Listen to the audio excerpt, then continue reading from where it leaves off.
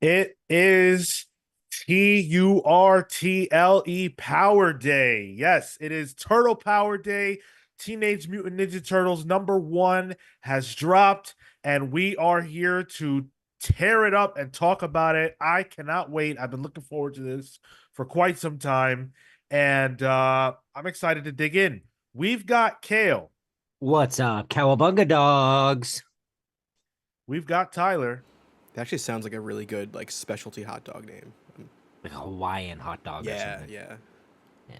that has to be a thing somewhere, Like a right? hot burger Maybe. from Yeah. Rocket Power. Yeah. And I'm Sean. We are here today to talk to you guys about Whoa, count them. six of the week's biggest books, the aforementioned Teenage Mutant Ninja Turtles #1. We've got the Six Fingers #5, Rook Exodus #4, Nyx #1. I had to get that Of variant. course you Oh, did. had to do it to him. Yep, I the knew you would get that one. X23. Who is this? I always That's forget. our germ. Art Germ, of Yeah. course, yeah. How to do it. Ultimate Black Panther #6, the listener pick poll winner this week. And Nice House by the Sea #1. Now, before we get into talking about the first book, I just referenced the poll. And I want to say this at the start of the show to make sure that everybody hears me. Because last week I made a request of you guys. I said I wanted the poll to get above 300 votes. And you guys did right by me. I asked you for something and you delivered. Not only did we clear 300, we got up over 310. So thank you, thank you, thank you for that. I want to make sure everybody hears me praise you guys because you did the damn thing. So kudos to you. Great job. John All said, right. take us higher. The pal said, how high? Yeah, I'm not even gonna set a goal for the next one because I don't know. There weren't too many great options, but I do appreciate the assist. All right. Thank you for joining us, whether you were with us live or in the future. Let's dig into our first book of the night, Teenage Mutant Ninja Turtles #1, written by Jason Aaron with art by Joel Jones, colors by Rhonda Pattison, and letters by Sean Lee. A Teenage Mutant Ninja Turtles #1. Like, when was the last time we had this? It's been some years. Sophie Campbell, right? It would have been that run. So 50 issues ago plus. Oh, I was thinking even further back. Yeah, maybe. Yeah. Wow. The Yeah. beginning of the IDW stuff, which 2012, 10, a Yeah, while back. it's been a while, and It's been. the the Sophie Campbell run is highly acclaimed. People have talked a lot about how great it is, and IDW has ridden high off of that fact. But it was time to freshen things up, so they brought on Jason Aaron and what will be a few artists who are going to tell the story of how the Turtles reunite. And that's really what this first issue introduces us to. It introduces us to the idea, and I guess the special issue that we got last month introduces us to the idea that the Turtles are separated. And we've seen where Donnie's at. We saw that in that issue. But this one starts us off with Raphael, who is in prison, which I don't know about you guys, but this made me think about Devil in Cell Block D.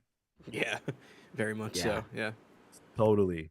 And, he's on this special mission to root out crime in the prison, but he did something that they don't really tell us about that, got him into some trouble. He fights some ninjas, and that's the crux. That's the gist of the issue.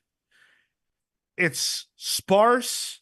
It doesn't give you the, four turtle brotherly love action comedy stuff that you would expect from the Ninja Turtles. But despite that fact, I really, really, really enjoyed it. I thought it was quite good. I I actually kind of liked it too. By the end of this, I was like, man, I kind of wish that was the story going forward. Like I kind of wish we could have had Raph as a vigilante in prison doing his thing. Because like I'm like, oh, all right, this warden's kind of interesting. I was getting a bit of a, I felt Jason Aaron's Southern Bastard's voice coming through that character, Mm. which I honestly haven't felt in a long time from him. So that was nice to see. And then at the end, it's like, all right, well, this is kind of just a one and done story, but yeah, I kind of liked it.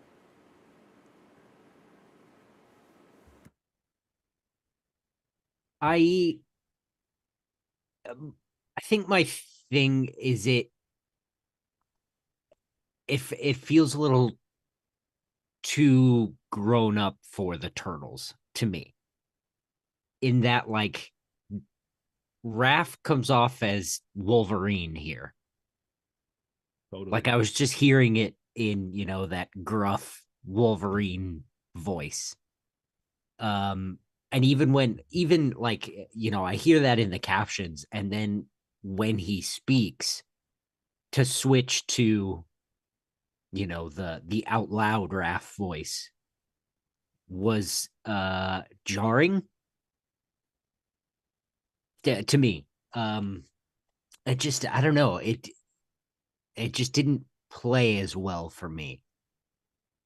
Um, I also I felt like the reveal of the ninja, and then the ninja being foot, no, hand. Sorry, which one is it? Foot. I always forget. Being what? It is foot.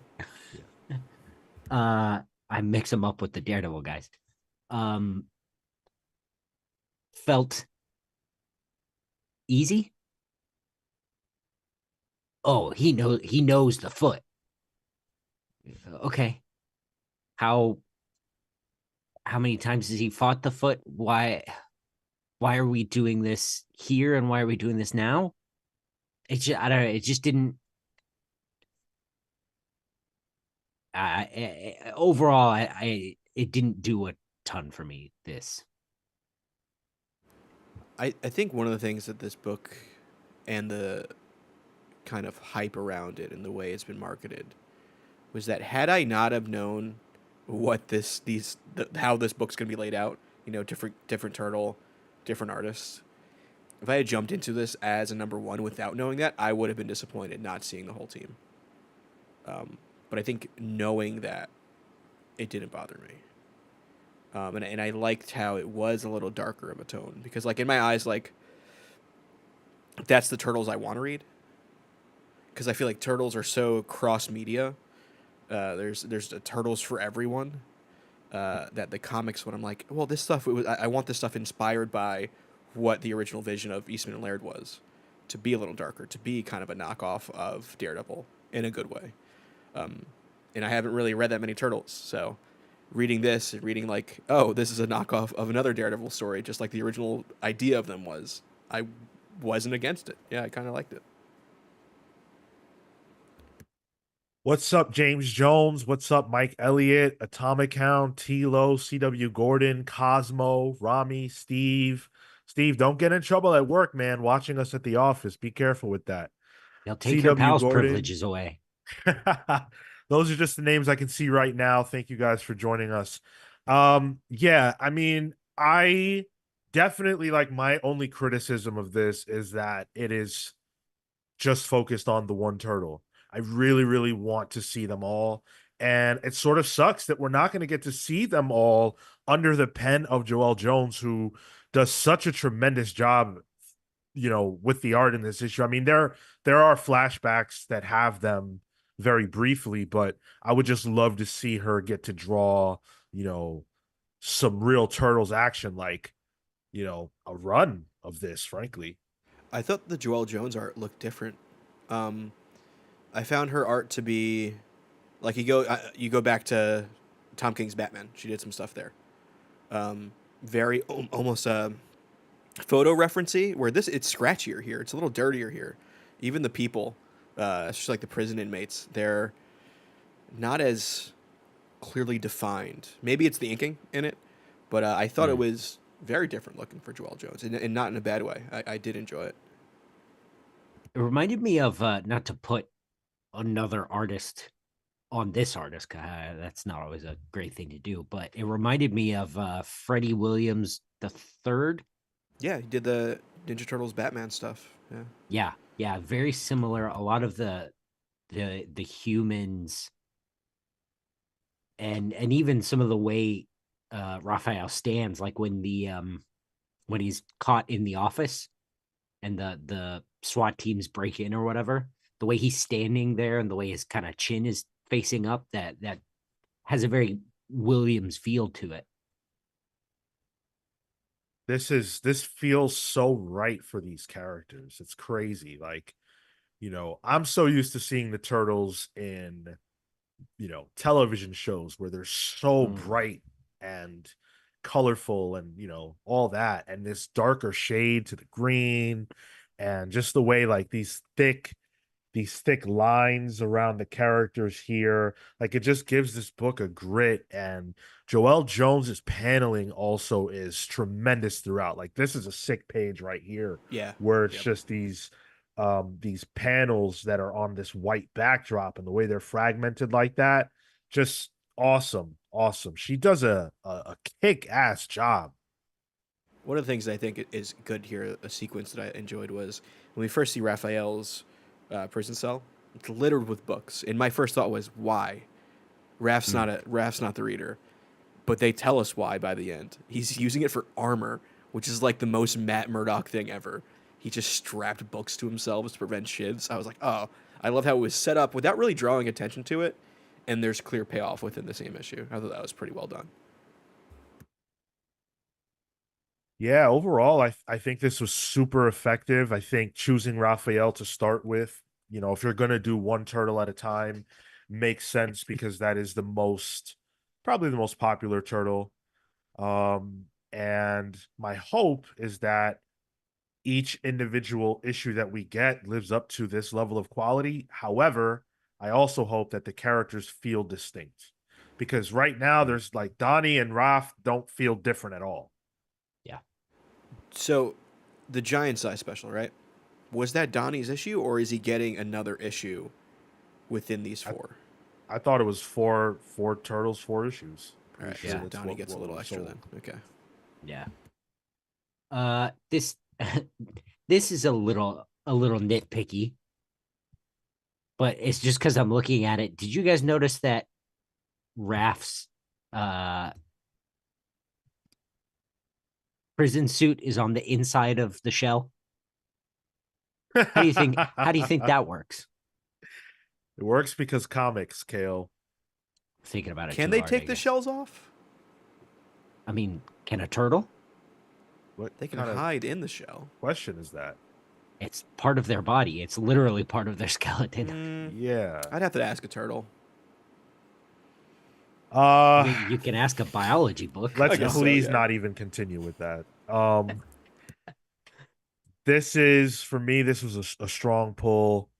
I had a lot of fun with this, and I was actually not anticipating enjoying this, quite frankly, but I'm pleasantly surprised, and I hope that I continue to be. I hope that Aaron has a plan in place to tell a really epic story with these characters, and that it's not going to be a situation where he dips off after a few issues. He just said at the DC panel, because today's the start of San Diego Comic-Con. Hooray! Very exciting.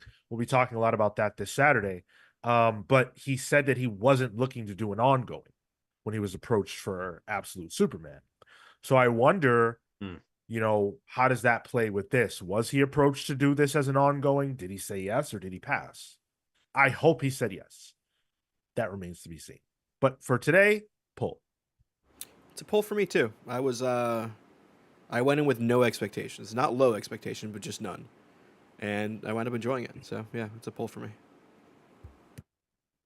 I think it's a pass for me, but I think it's one of those that if it turns around and is acclaimed or whatever by the time the trade comes out, I'll pop back in. Which turtle are you guys? I'm running the show with all this tech stuff, so I'm Donnie, obviously. It's interesting how our dynamic has changed since we've lost Phil and Pete. Hmm. I think I want to be Leo, but I think I'm a very clear Raph. For sure. Yeah, I could see that. And Marco is Michelangelo. Oh, easy. Yeah. Easy. Yeah. Yeah. And I'm Leo. Did we do that on And I purpose? always, sorry? Did we do that on purpose? I, dude, blue is my favorite color. I always loved Leonardo. I always picked him in the video games. That's Yeah. my guy. Leo, yeah, Leo's my guy. I collect Leo action figures every time a new one comes out. That's cool. That's cool. Yeah, chat. Which ones are you? For those of you who are shellheads in the chat, which turtle are you? This is like, what Sex in the City girl are you? Just for Yes, nerds. for nerds. I For wish I people with knew. arrested development. I want to know which Sex in the City girl is which Ninja Turtle. Oh boy, Oh, interesting. that is layered. That is a layered question. What's up, Sven? Glad you were able to catch us live again. Stank Moss saying he's catching us live for the first time. Thank you for tuning in with us. I love the idea. I love everyone who listens, but I love the idea that you guys take specific time out of your day when we are live. So on our timetable to come and hang out with us. That's really cool. I look at the comments like, who the heck is Phil and Pete? History, guys. History. Whoops. Yeah. Uh, Cliff says, speaking of taking shells off, I want them to use that idea from the movie in more stories. Thought that was cool. Which movie? From the movie Potion. I don't know what you mean, Pete. Sorry, Cliff. Okay. Mike Elliott said Turtles haven't been four brothers goofing around action comedy for a long time. You boys have to read City at War, which led into Sophie Campbell's run. This isn't the cartoon. Well, I know that. I know that the comics are very different than the presentation elsewhere, but I think, when for me, I've definitely seen a lot more of the Turtles elsewhere. When I come into comics, it is a jarring thing. It's not a bad thing, but it's a jarring thing. And I would imagine that in the comics they do have some kind of fun chemistry with each other. I highly doubt that it's only doom and gloom. There has to be some, cheeriness, I guess. Mm. I want to see them together. That's funny, Atomic Hound. Phil and Peter, the Earth Two Pals. Stegmoss says they're Leo. Tilo says Mikey. Sven says Donnie. Always like the nerds. Donnie, Egon, and Simon. Oh, from Alvin and the Chipmunks. James Jones is a Michelangelo. J-Man is a Leo. Okay. All A right. lot of Leos in the chat, which I think is interesting. Well, because everybody thinks they're a Leo, right? It's great. Yeah, great point. Only some of us A true Leo knows they're a Leo. are. So I teased it a little bit for a moment earlier. We have a massive show coming this Saturday. San Diego Comic-Con is off to a great start. DC kicked it off with their Absolute Power panel, which happened just a little bit earlier today. We are riding high off of some of the announcements that we got, although, of course, they're not really announcements to all of us because some of us have been following the rumor mill. But we are going to dissect everything that comes out between now and Saturday morning and get into all of that this Saturday on the main show, which you can catch live on youtube.com/the Comics Pals at 10:15 a.m. Eastern. Can't wait for that.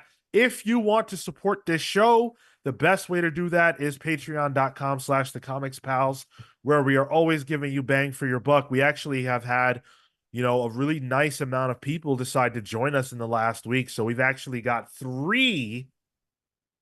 Kale, there you go. We've got three additions to the Palsverse this Saturday, if you can believe that. So very exciting stuff. Thank you guys for that. Things are rolling around these parts. We got our first Pals Pulls episode to 1K views, which I'm super happy about. We did the 300 votes in the poll. Very happy about that as well. Things are looking up, and we appreciate everybody who is on the ride with us. Let's keep this train rolling by talking about the Six Fingers, number 5, this is the end of the One Hand, Six Fingers crossover story that we've been getting for the last few months. We saw the ending of the Rom V portion last month, and we were getting the Dan Waters and Sumit Kumar and Lee Lowridge and Aditya Bidikar ending here today. So this issue is really just filling in the blanks on some of the stuff that was missing. We all had questions that we weren't quite sure about, like who are the cogs? Who are all the cogs that have been players in this story? Is the killer a cog? Who are they? Who's really alive and who's not? And I think that even that question is like, well, what is being alive? And this book plays with all that stuff pretty effectively. There are a lot of things that happen in this issue, and I'm gonna be honest, I enjoyed it, I think, but I didn't love it. I didn't love this. And I really need this conversation to help me figure out how I ultimately feel. Oh shit! I came in here hoping the same thing. Well, then let's leave it to Tyler. Well, actually, Hopefully I he's was got some gonna hope insight. the same thing. Actually. Oh, all right then. I went in. I came into this and I was like, that was good, but man, it felt like that it was on like ×2 speed, like just get into the finish line. And at the end, I'm like, oh, so this is just Westworld. Okay, cool. It's Westworld writ large in a city. I didn't hate it. Like, I thought it was a good story, but I think I preferred the more psychological and more, I guess, less hand-holdy nature of the One Hand. And I think I can't help but to compare this to that because they're so intertwined. And I think that was the downfall of this book. Because I did like the One Hand. And I think out of the context of everything, I think I'd like the Six Fingers too. But it's so hard to distinguish between the two in a way. I wanna continue with this conversation, but I want to take this question because it is important from Douchebag 16. They say, I know this is off topic. However, can I start reading the Absolute Universe? I heard there's an introductory comic. How should I start? Please help. All right. So we're not going to be able to answer that question in length, but the short answer to your question is all you have to read to jump into the Absolute Universe when it starts is Absolute Power, which is ongoing right now. I'm sure there's a little bit that will have to do with it. So you will want to read Absolute Power and then All In #1, which drops in October. If you read those things, you can definitely jump right into Absolute Universe. Nothing else is required of you. So hopefully that answers your question. All right, let's get back into the review. I think for me with the Six Fingers, and I'm definitely gonna I like just read it. So I had to read it in a bit of a crunch, but I think for me, I think I would have even preferred this issue before the One Hand. Like if I'd they'd had been that able thought. to if they'd been able to swap that schedule. Because I think it's even just a slight tweak of dialogue, and you still don't quite, the reveal that you get in the One Hand wouldn't have been spoiled. Because I still don't think I'm super clear as to what Johan's role was in the whole thing. The way I read Johan's role is that his role was to be the One Hand Killer. Like, that's the profession that this world gave him to keep people like the detective, who's a real person, to have him have a purpose. Because humans don't really have purposes anymore. The cogs are there to give him that. And that's why there's this constant recycling of the same murderer. So Johan was a human? No. With a purpose? He was a cog. Yeah. He was always going to be programmed to become the one-hand murderer to keep that cycle going. Right. I definitely feel like the book could have been clearer on certain things. And I don't think that clarity is bad. I think when you get a story, you should be able to understand what happened in it. And I think that especially in comics where, you know, the story is not being told by the same creator the entire time. So like one part of the ending of this overall story happens in Rom's piece in the one hand, which the delivery is quite different than the delivery of the Six Fingers. So I really could have either done with more issues, like one issue a piece more on each end, just to more clearly define what occurred. Because it's like the book gives you a reveal, and then by the time that happens, it's almost like, all right, well, we got to get out of here. Like they introduce his dad in this issue. And I was like, oh shit, okay, his dad. And then they have to explain, like, well, where's his dad been? What does he think about his dad? Like I almost had whiplash. Then he kills his dad. Then it's like, Yeah. what the hell? Was that just to drive home the fact that the cogs are reused for different roles constantly, and he just so I happened to get his dad? Mm, yes to the first part, but I think the second part seemed like it was on It purpose. was Like the deliberate, powers right? that Yeah. be that Yeah. Nasser met in the previous issue kind of sent in there. Okay, yeah, okay, I get Yeah. that. But then the cogs kill themselves. They just start raining from the sky. Like, is that are they Why? is the idea that the code that he unlocked was the city rejecting this and the cogs deciding that they were going to use their agency to stop this, to stop their participation? That's kind of how I read it. Yeah. Is it explicit in that though? I feel like I don't know where I got that from. I almost feel like I pulled that out of my ass. Well, Like, I got it. I got that because I agree with you, Sean. I got it from the fact that I think yes, he was supposed to be the one hand killer, but something in him was able to see the code of everything. So he was kind of a broken cog. And because of that, he realized how wrong this was and how zero control he actually has. And right. therefore, he infected everyone with his knowledge. I see. Flo Dameron with the 4.99 super chat, chatting to us from Disney World, which is incredible. I have been to Disney World. I love Disney World. I can't imagine watching this show while at Disney World. So For real. thank you for your commitment to us. But he says, got to peace out, but we'll catch the rewind. I'm about to become one with Pandora. Have a great show. Thank you so much. Have a great time. Must be on one of those lines. Pandora at Disney World? Animal now? Kingdom. Animal Kingdom, yeah. Oh. Mm-hmm. Get a Grog's brew there, the green beer. Good stuff. Yeah, I don't know. Like, I don't want to say I feel underwhelmed. I think I feel whelmed. I'm not like Yeah. it, it's not bad by any means, this issue. I think the art holds up and is really good, but I also I hate to say this, but I kind of think the one hand resolution when we got that, I was done. And Yeah. this taking a Yep. month to come out, I was like, oh shit, I almost don't even care anymore. That's exactly how I feel. Yeah.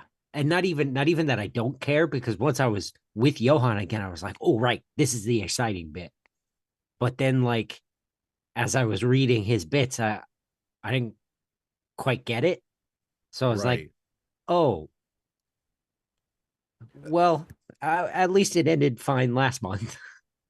Yeah, I think the one hand had a better ending to the epic that is this two-story thing. Like they Right. both have to Yeah. have their own endings. That's just the nature of it. Somebody's gonna read Six Fingers not knowing one hand exists. Um, but Will they? in trade, yeah, definitely. I I mean, think they're well, being collected together. and then maybe not then. But I just think the one hand was just very much like it felt like the end of a TV series. It was like, we're done. This is the full end. Yeah. I mean, I certainly still pull. I think that the narrative overall is compelling. I also I would like to see this play out in another medium. Hmm. For some reason, I think this would make a fantastic movie or TV show. But I think following the story so uh tethered to one another, but by two very different creative teams. I think that framing kind of lost me, and it didn't work as well as I thought it would. For me personally, that doesn't have to be anybody else's experience, but I kind of would have preferred to see this just told from one creative force's point of view. Now that this is done, I'm kind of with you. Like, I like Sumi Kumar. Aaron Campbell is the other one, right? Is that? Yeah, yeah. Yeah. I don't know if they complement each other. I think Yeah, I'm with story that. Yeah. wise, it did kind of knock me back and forth constantly, which may be purposeful, but I think it didn't. That part didn't really work for me creatively. I'll be interested to see how it reads collected. Uh, because I wonder if the Six Fingers will feel better in one swoop if they do it that way. Because I think I think like we've said, with the one hand felt more complete, a bit more open, but there were sort of answers. And with the way the Six Fingers worked, I sort of felt like we didn't get answers on that angle.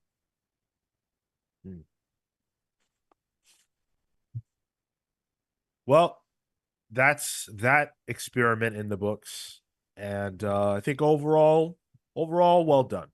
Yeah, I'm glad it Definitely. happened too, because it was, Yeah. if anything, interesting. Yeah, Just like yeah, from a craft perspective. agreed. James Jones says ultimately liked One Hand and Six Fingers, but felt like each title could have used one more issue to flesh it out a bit more. Yeah, yeah. Comics Joe says, "Hey pals, can't stay for the live. About to watch Deadpool Wolverine. Y'all have a great show and catch you later. You have a great Nice. time watching Deadpool and Wolverine. We are going to be catching it throughout the next couple of days. I think Tyler's watching it tonight, right? Yeah, Yep. yep, Kale's tonight. gonna catch it in UK Tomorrow. time. Yep. It'll be tomorrow. Uh, and I'm gonna catch it tomorrow night, 7 p.m. IMAX. Can't wait.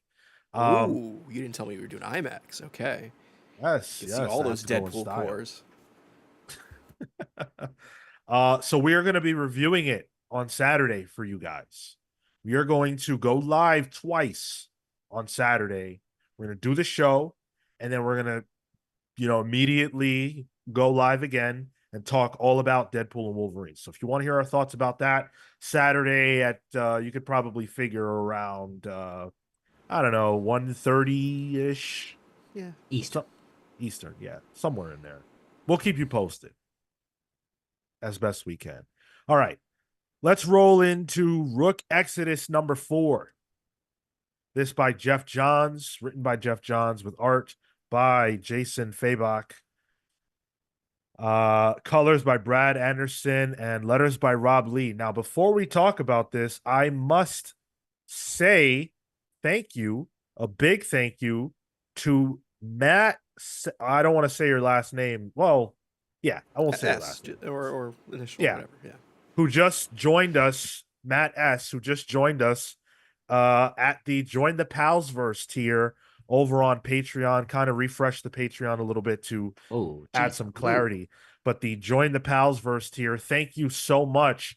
That is now a fourth person who has joined us at that tier or greater, who's trying to get access to the Palsverse, who's trying to get their origins. So 4 origins due this Saturday. We might have to break that up. That's a You lot. gon' you gonna be busy this weekend. Well, Marco already took care of 1, so I've got 3. I've got to do 3.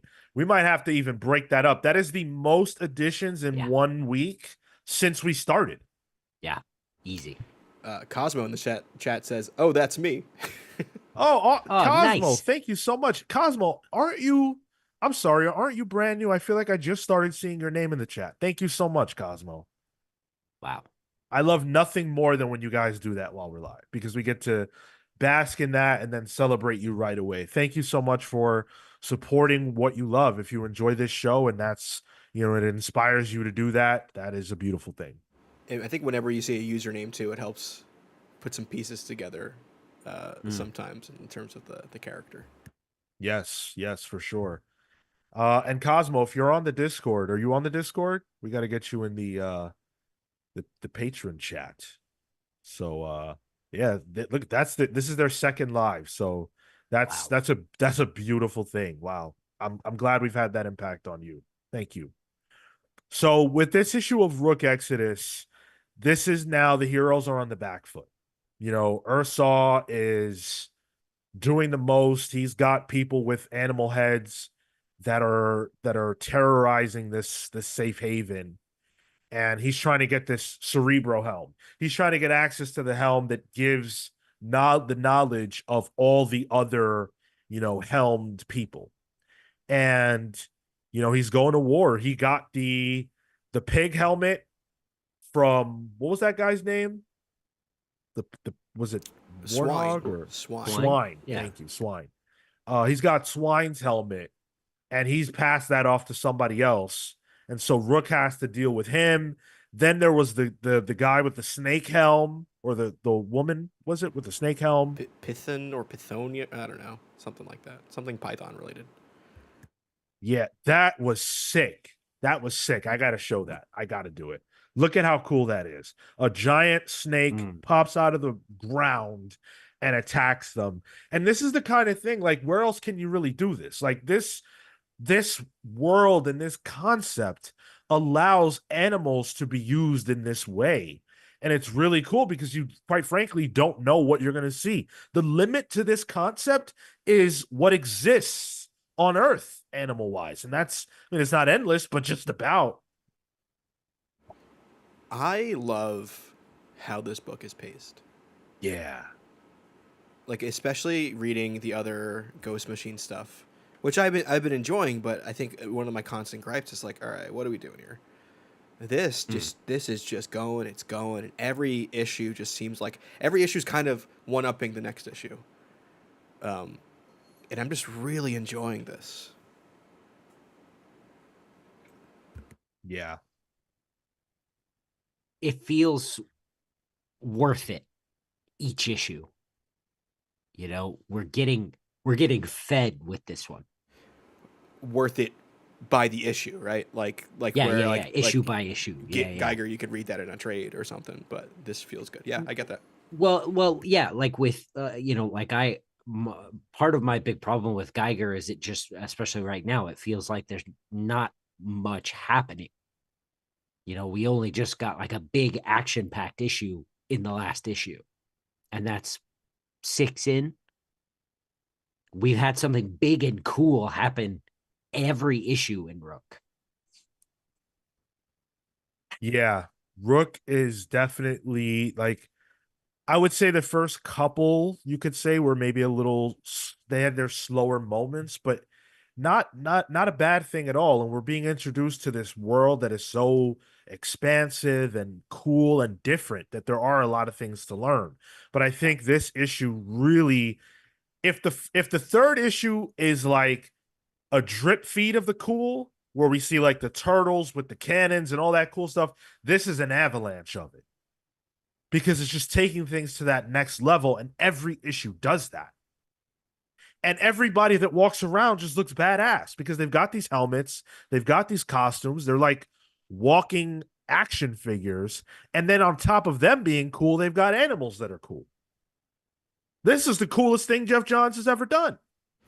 This like scratches like dumb cool in my head too, like, or I don't really have to think about it too much. Like, it just is cool.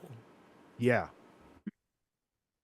I was also like a Zoo Books kid growing up, so this is scratching a very particular itch for me. And to that end, like, there are stakes, like, this is dangerous shit. And right. The guy we're following is Birds. And he's fighting bears and wolves and giant snakes. He's Birds. And he barely has control over them. They resent him. Yeah. And he's not good at it. He's Birds, but he's bad. He's bad Birds. He's not good at it. Right. And it's such, like we're talking about this, and I referenced action figures, and Tyler said it's like, dumb fun, but like there are layers of thought and care that are being placed into this too. Like, birds, they've got wings, they want to be free, they feel caged by this guy, Yeah. who himself, all he wants to do is run away from this situation. Right. So there's layers of storytelling that's happening here.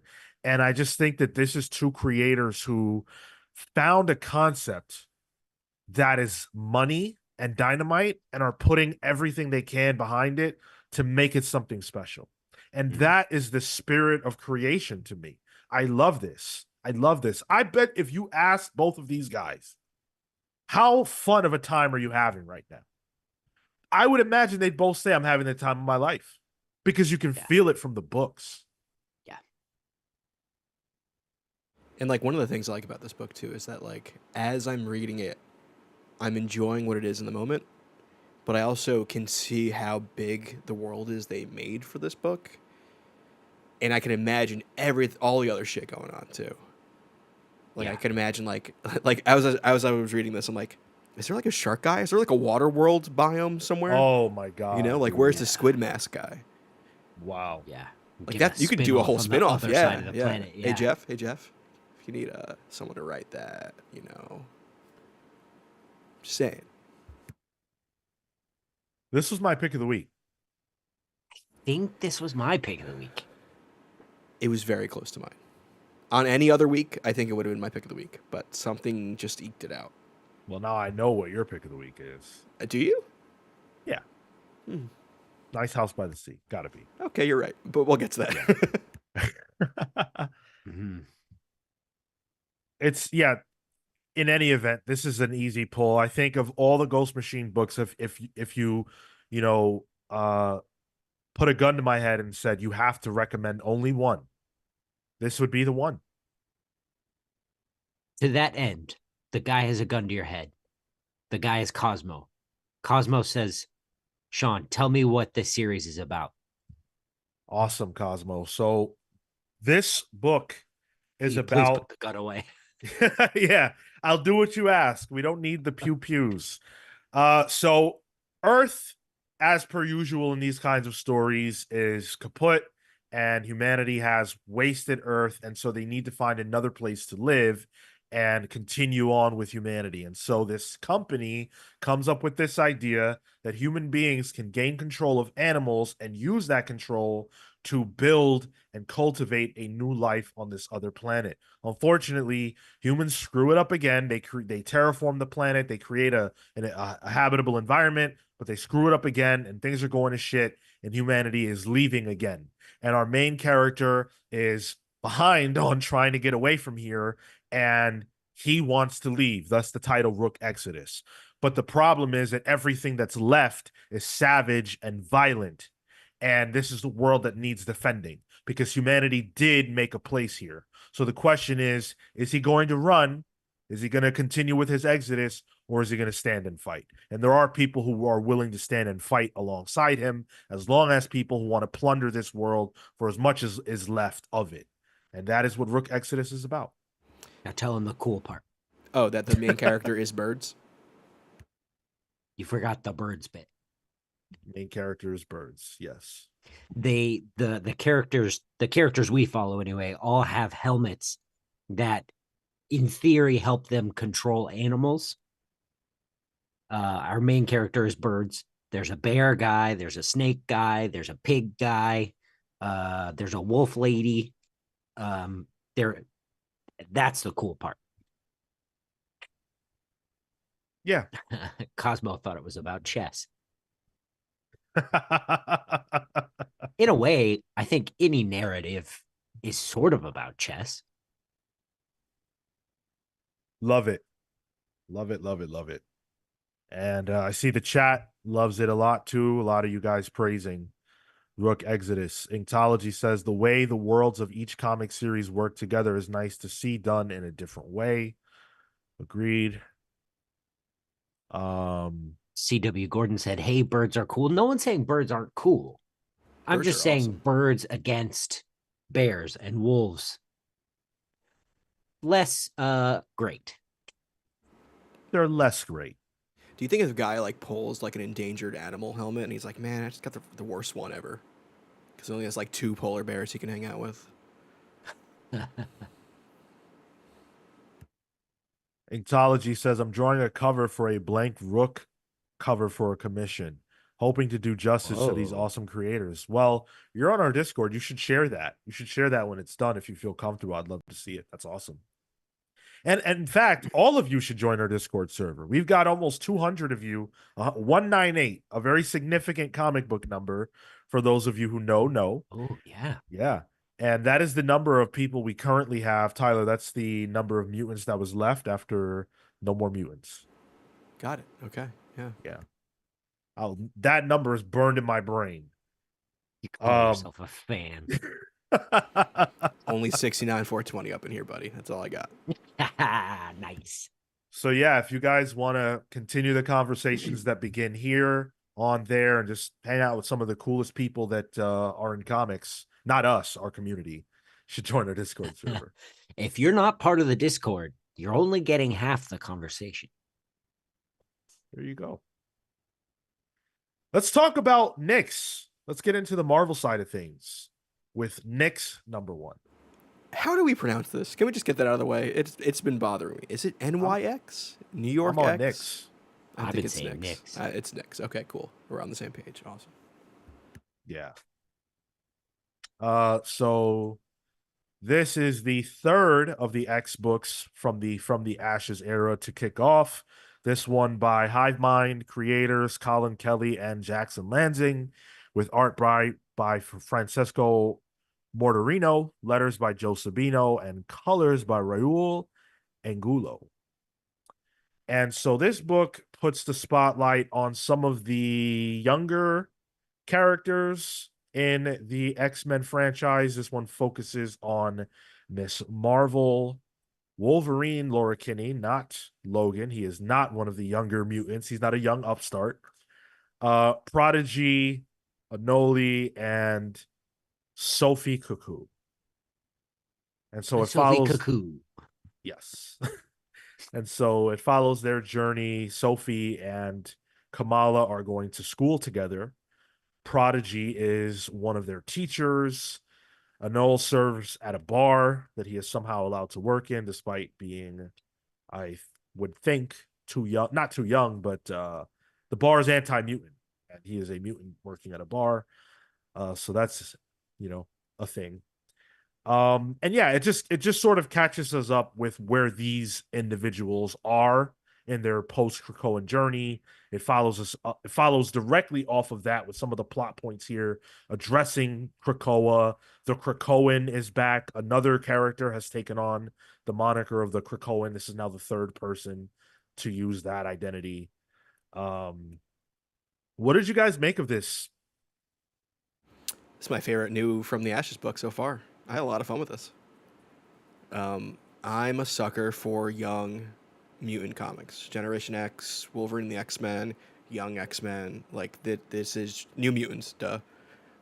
This is one of my favorite spheres of comics. So, like, that alone is, like, it already puts it up on a pedestal for me, especially when it's done well. And I really like the voices that Kelly and Lansing had for these characters. Everyone kind of feels distinct. Miss Marvel finally feels a little more mature. Like a college kid mature, like maybe not the most mature, but enough where like she doesn't feel like a goofy high schooler anymore. She's still a little awkward, but she's seen some shit and she's grown, and I enjoy that. And I really like the choice of characters here. I think plucking out one of the cuckoos was interesting. Sophie, interesting choice, but it's nice to see her in this. And I thought the page that really jumped out to me was the Wolverine Miss Marvel, altercation with Laura Kinney, because Laura really felt like, oh, she is her father's child. This is very Wolverine of her, but also tracked for what happened to her post Krakoa. Yeah, I thought there was a lot going on here too, especially in terms of what is the world post Krakoa. It's a meaty book. I enjoyed it. I didn't particularly care for this. Hmm. Um, and I think I have nitpicks about the writing, but I also just didn't connect with any of these characters. I actually found Miss Marvel less mature than I feel like I've ever seen her. Hmm. I just didn't vibe with her, and I found Sophie Cuckoo, uh Emma Frost obnoxious in the bad way. I just didn't vibe with her, and then just I don't know, just the rest of it just felt like it just felt like superfluous X-Men stuff. Hmm.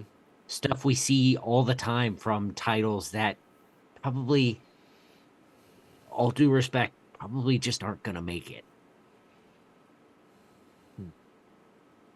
I think that that last bit of what you said is what I've seen a lot of in terms of critiquing these three books is that they feel like X-Men books that you could find this similar kind of content in, for decades, that, Hmm. stuff that no one cares about, that's fluffy.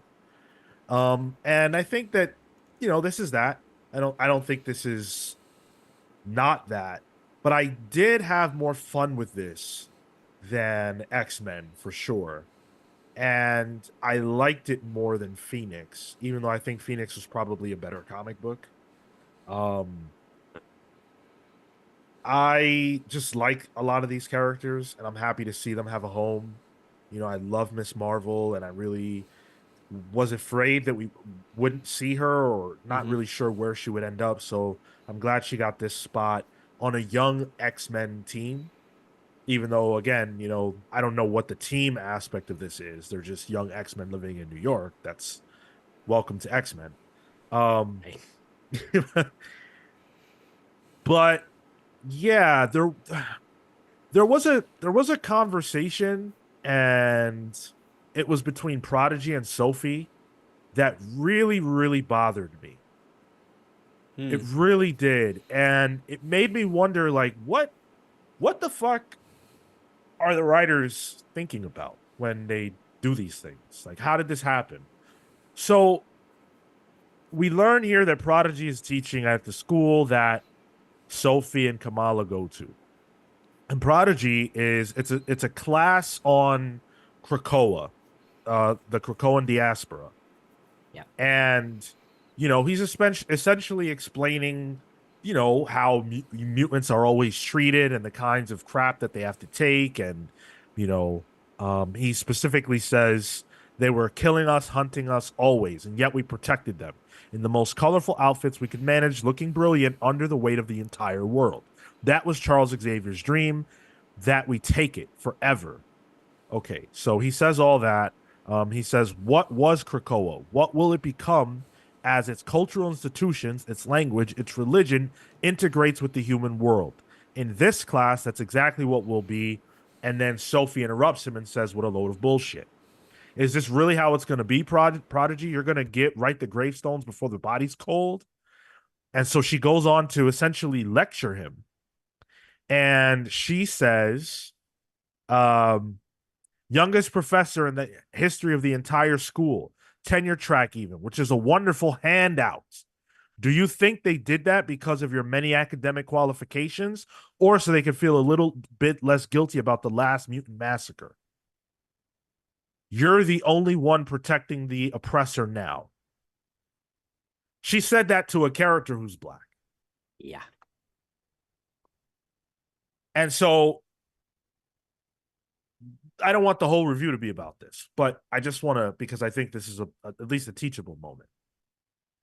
So she's essentially critiquing the idea that he is, giving this whole speech about how wronged they were by Krakoa, but he's sitting in his lofty position as a young school teacher who's basically made in the system. and railing against it at the same time. So she's essentially calling him an Uncle Tom. And worse than that, because he's complaining about the very thing that is affording him the opportunity he now has. And there's a very real world conversation currently happening about, DEI, diversity and inclusion, and, people getting their jobs not based on their merits. So to tell this story with a black guy, to put him in that position, to be yelled at by one of the students who never gets a comeuppance. No one says she's wrong. That's essentially a "you get it, girl" moment for her. Throwing Prodigy under the bus like that shit was disgusting to me. I'm not trying to make a mountain out of a molehill. I'm not going to boycott the book or anything like that. And I don't think they meant it maliciously, but somebody has to be fucking thinking here. Whether it's the writers or the editors, or someone's got to use their head on these. That was not cool. Also, a gay black character to add another layer to it. Yeah, I didn't like Sophie for that. Like, I didn't understand how Kamala was like, oh wow, like maybe Kamala was just happy that somebody was speaking up, and she's like, oh, that's.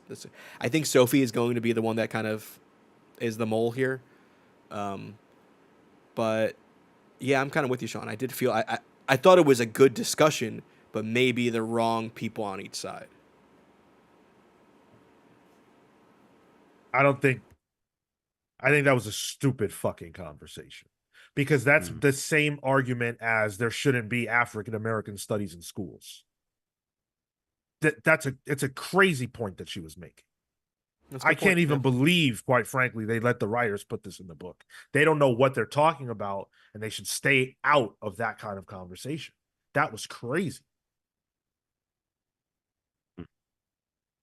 This is a good Twitter thread, Sean. I don't need Twitter. I have a podcast. That's true, yeah. Yeah, so that was a shit conversation, but I can look past that. How'd you guys feel about the Krakoan being Hellion? Okay, I was gonna ask you because that's like the one section of Young X-Men that is kind of a blind spot for me. That's when Surge was around, right? Mm-hmm. Yeah. Mm-hmm. I was hoping you would know more about that. I don't know much about Hellion, to be honest. Yeah, Hellion was just one of the understudies of Emma, if I remember correctly. And he's a douche. But he has a good heart. He's had his heroic moments. But like for the young kids, it was almost like an immature Hellfire Club, where they were just doing kid stuff. And so now he's playing that role here as a slightly more mature person. I guess he's probably like, I assume, an older teenager or a college age person. Yeah. I'm getting like all these characters are kind of around the same age the characters from Girls were on the show. Like college level, like early adulthood. Yeah, that's fine to me, I guess. It just feels like something to do. And I think that's my biggest problem with these books, because I like this fine, but it just feels like something to do rather than a purpose. And I'm just not sure what the purpose of this is. I actually was really excited to know that Empath was essentially the big bad here. Because I think Empath has always been like a snooty, sniveling, kind of gross character. And I think he's always had potential to be a horrible human being on the same level as like a Cassandra Nova or something for the X-Men. So if we can get like a good, not human being, sorry, he's a mutant. But if we can get him next level in terms of mutant villains, I think that could be really cool. Yeah, if they can make anybody pop out of these books, I'll be pleased. And the X-Men villains desperately need new villains. Or the X-Men line needs new villains. Any comments on the art? We haven't really touched on the art at all. I liked it. I thought, yeah, I thought it was good. I mean, like, it's nothing. It's not too flashy. I think some of the scenes it did really well were the club scene, because that can be tricky. And I thought it did. Sean, what's the where Laura and Miss Marvel meet up? It's at Hudson Yards. Is it the Oculus? No, that's World Trade. but there's that art exhibit at the Hudson Yards, and I like how they essentially blow up the same train like subway station that you have to use to get to New York Comic Con. I'm like, I recognize that station real well. That's funny. Yeah, I like the art. I think Wolverine looks sick as hell in this. Her new getup here is really cool. She looks awesome. I like that. I thought it was very, very serviceable. It does its job fine. I always look to see how artists are going to handle Miss Marvel when they use her because of her power set. It's kind of a Reed Richards thing, but I always imagine her to be a little less composed than Reed. And you see that here. She's always sort of embiggened, and I like that. I also like the added little wrinkle that they talk about her healing factor too. Like she has Right. one, but it's like a kiss curse. Yes. And she's like, that's the inhuman side of me. I'm like, oh, and they're recognizing that still. So they are kind of tying in all the parts of Miss Marvel into this, which I thought was nice. Yeah. Yeah. Super cool. You know what? I'm pulling on this. Favorite of the three, huh? Yeah, I'm Yeah. gonna give Phoenix #1 a reread because so many people got in the comments to say I was wrong, that maybe I missed something. But as it is right now, I would say I go Knicks, Phoenix, and X-Men. I mean, I missed all the potentially traced over art on Phoenix, but I think I might be with you. Kale, you're muted. Oh well. Shame on you. Yeah, it's a pass for me, I think. This just again didn't do much for me. I think I'm I can't believe I'm about to say this. Phoenix, X-Men, this.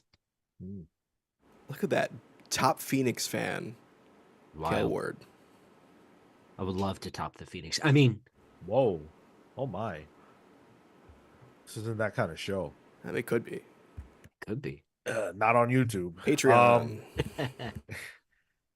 So the X line isn't off to a great start in terms of the narrative around it either.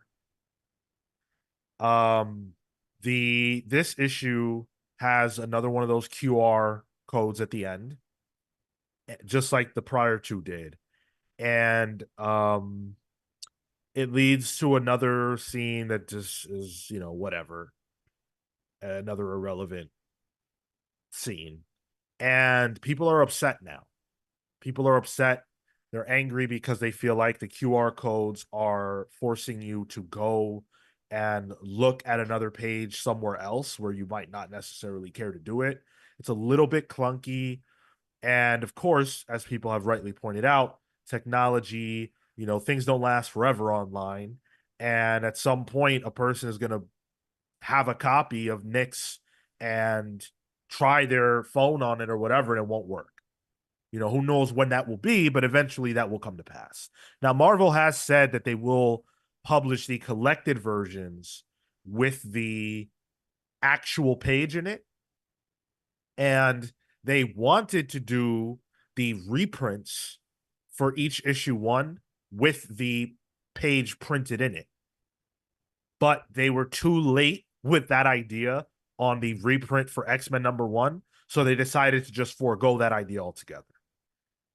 This is just for #1s for this Yeah. line. Okay. Well, I don't know if the initiative is going to go beyond #1s, but I believe that's what I read, that it would be just for #1s. You know the news is bad when the non-comics media outlets start posting about it. Yeah. It's like TechCrunch posted about it. I'm like, no, it's no. Oh, people are just gonna read the headline on this one. Yeah, and I think Marvel has tried to defend it. Tom Brevoort has been defending it in his What? Substack. Yeah, Fabian Nicieza is really upset, and he's banging people over the head on Twitter on X about it because they're defending Marvel. But I don't know. I kind of think Marvel is taking shit appropriately in this case. It's not because I think that oh my God, you're keeping something critical. The information's really not critical. It's BS pages. Yeah. But deliberately, specifically am staunchly pro physical comics. I absolutely detest non-physical books. Why are you sending me to my phone to read another page of this? I don't care if it's just a promotional page, or which it's not. It definitely feels like a page that you should see, but if you don't see it, it's not the end of the world. Why should I have to pull my phone out to see that? Not only that, it's not like they're even saving a page physically either. The QR code takes up the whole page. Right. just put the page there. If you want to put a QR code there and bring back your, I don't know, the Infinity comic, or what was the one where it was like a motion comic where you can maybe see the page in 3 dimensions? Sure, use tech that way, in a real gimmick way. But anything extra having to go somewhere for when you paid the same amount for this, I think it's kind of dumb. Yeah. Especially when the payoff isn't any good. You don't like Mr. Smile, Mr. Friend? Is that what the Mr. Friend, yeah. Shadow They King? might as well. Why didn't they just call him Uncle Bad Touch and just like? Yeah, that gave me a bad vibe. Oh, you have the same Right? uncle? Atomic Hound says, didn't Buckley say he wanted Wednesday Warriors? So that's the funny thing, Hound. This is targeted at Wednesday Warriors in a backwards roundabout way, because they assume that only Wednesday Warriors will be able to see this final page, and that it will help curb people posting, things ahead of time. But the dumb part is that a lot of Wednesday Warriors are people like me who don't give a shit about digital and don't want to see this that way. And B, I can take this QR code, scan it, and post the very page you're trying to keep people from seeing online for free. That's crazy to me. I don't understand it. And then if you're on digital, right, and your digital access comes from your phone, then how do you scan the QR code on your phone with your phone? It obviously I didn't buy it through the Marvel app. I got it through the digital code, but it was just in the issue for me. That's hilarious. So so I didn't have to do anything. And then the final fail is, as Marowak Oscuro points out, their excuse is that it's a way to avoid spoilers, which I just said. The final failure is that it's not a spoiler because it's nothing that anyone should care about. It's nothing monumental at all. There's a guy named Mr. Friend. Oh, shit. Okay. You find it out in a random QR page, or you find it out in issue 2. Yeah. It's no difference. Yeah, a character that is new and presumably no one knows about. Right. Anytime I see a character like that, I'm like, all right, Shadow King, you're not slick. Right. Yeah, it could be. Yeah. Whoever Dollar it Store is. Shadow King. It's just bogus and really bizarre. Man, it's a good word, bogus. I haven't heard that in a while. Good use.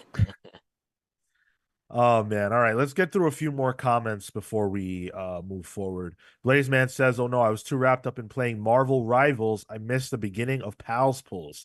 Hey man, look, I get that Marvel Rivals is hype. I haven't been able to play it yet. I get it's hype, but this is the hypest.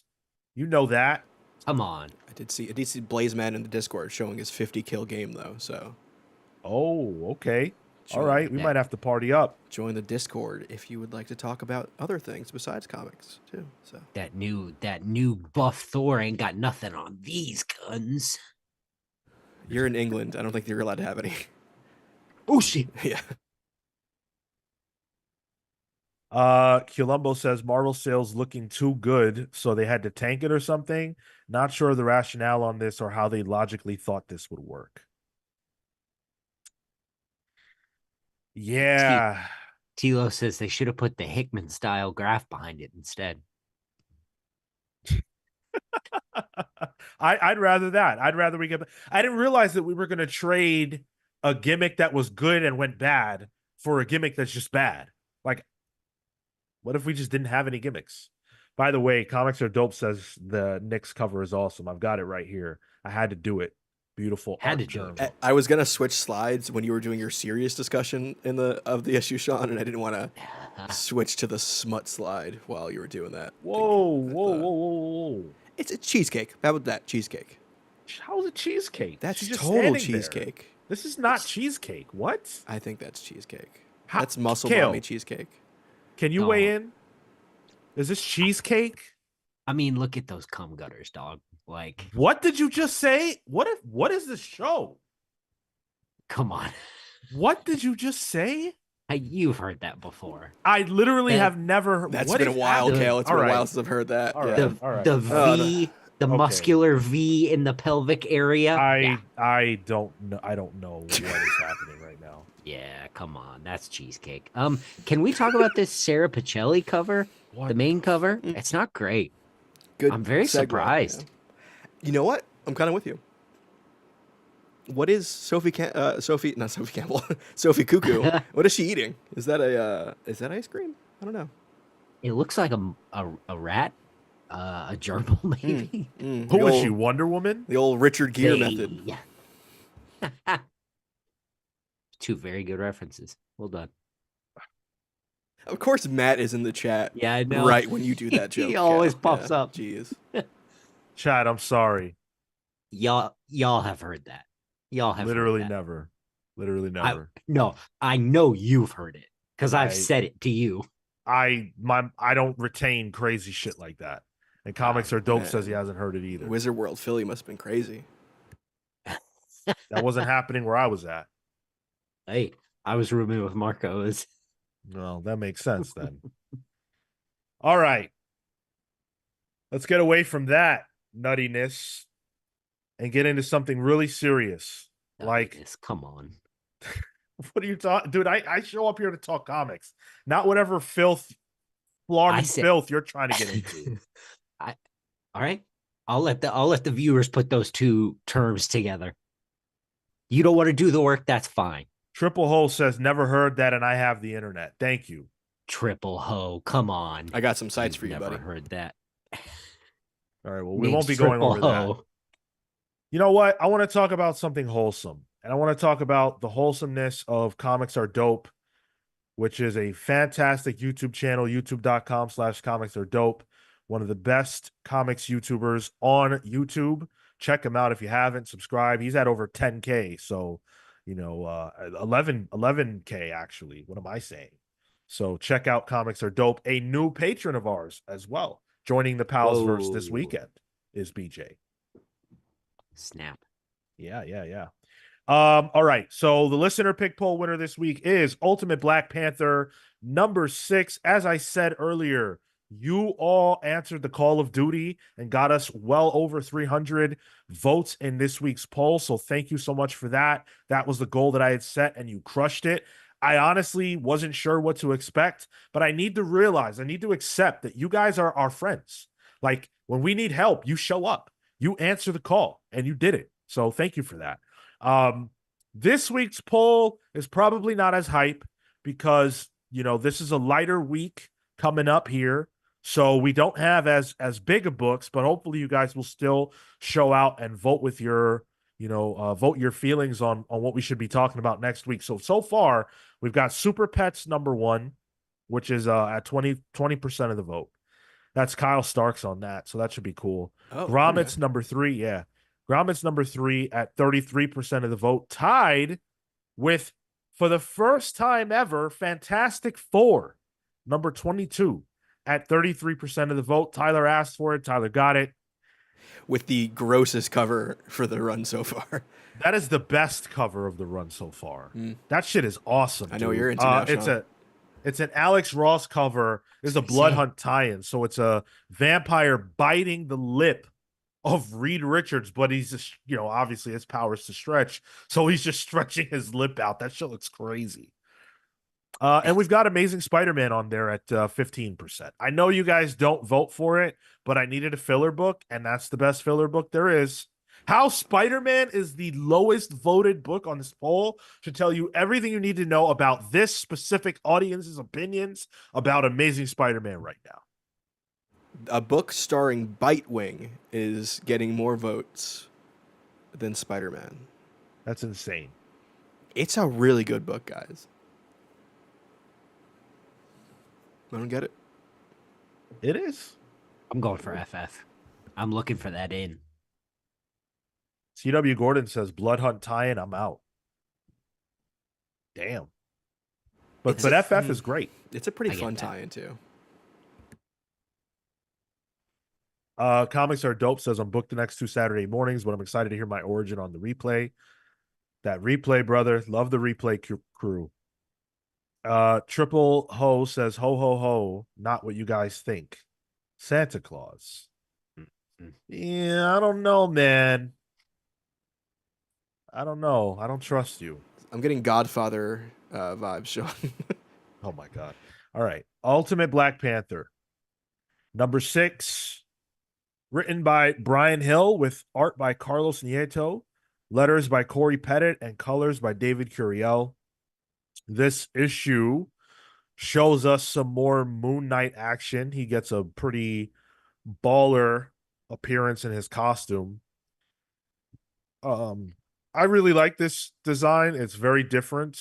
Well, it has differences. I shouldn't say it's like that different. We'll talk a little bit more about that in a second. Um, Black Panther, being told by Shuri how hot Storm is and to be careful with her. That was a fun sequence.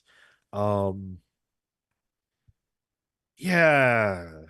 You know what, man? I'm just gonna come out and say it.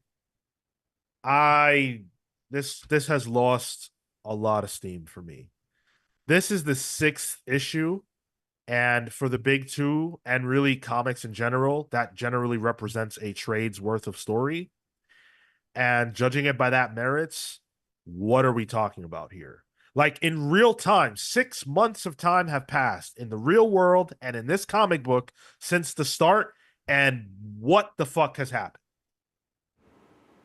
Like, we're getting it in Ultimates, where a month is passing in Ultimates, but each issue kind of, at least to 2 that we've gotten, has told its own story, and it's kind of stood on its own in that. This is trying to tell a continuous story with immediate starts and stops through every issue. And I think that's hampering the storytelling of it. Because, like, I don't really remember what happened last issue. Because a real month went by for me, too. So I can't really fill in the blanks if I don't even know what the blanks are. I think the craft of it is good, but I don't know if it's using that, I guess, the gimmick of the Ultimate Universe to its advantage. Like, the art is good, too, but I'm just not hooked on it.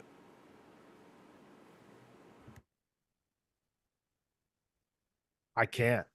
I just can't. I can't do it. This whole gimmick of a month between the events of each issue is something that you have to craft very specifically around.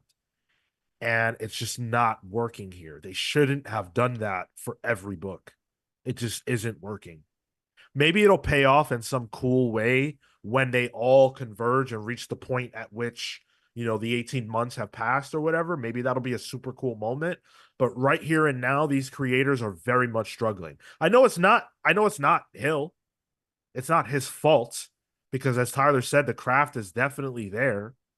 But between having, this book have to have, fill-in artists and Spider-Man having fill-in artists, and then neither one of them really feeling like they've come to a satisfying conclusion to their respective arc, and Ultimate X-Men, frankly, having a very similar problem, this strategy is not working. Only one of the books has solved it, and it's because it solved for it before the work began. Dennis Camp clearly figured out how to make that work.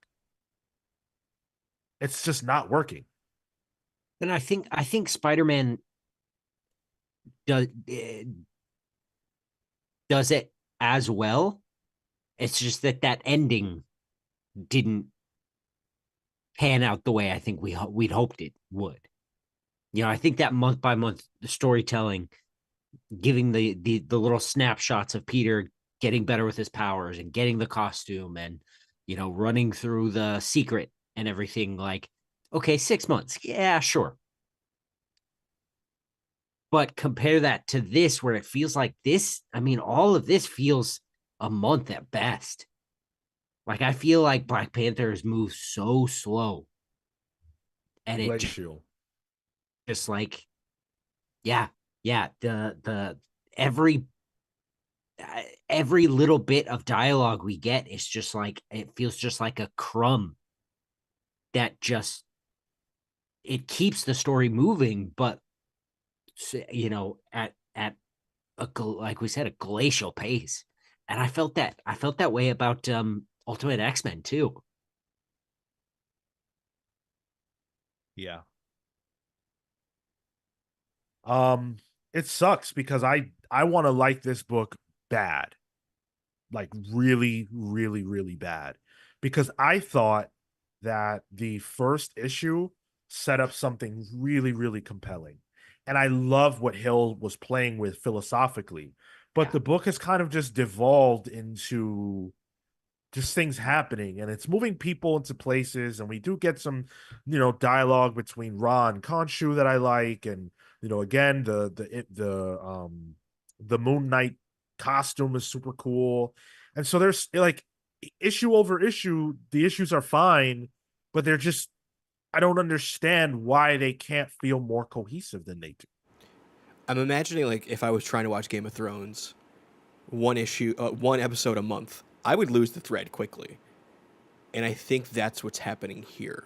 I think the thread needs to be closer because it's missing individual bits that happen off screen. It would be more like if you watched Game of Thrones, but you only watched every fourth episode, Yeah, because things are happening that's in true. those Yep. margins that you don't get to see.